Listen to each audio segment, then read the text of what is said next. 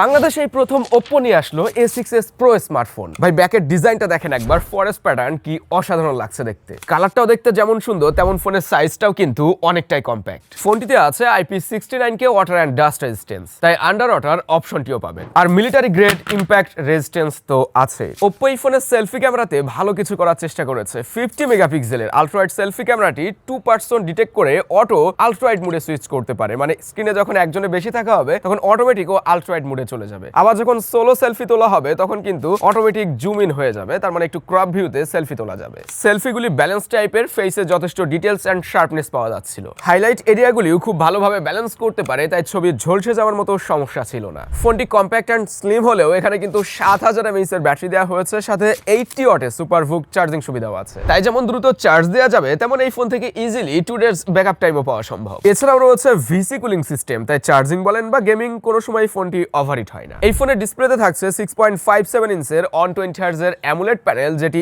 FHD+ রেজোলিউশনের। আর SOC রয়েছে Helio G100 Max। ইনশাআল্লাহ খুব দ্রুতই আমরা এই ফোনের ফুল রিভিউ নিয়ে হাজির হব, তখন আপনারা আরো বিস্তারিত জানতে পারবেন।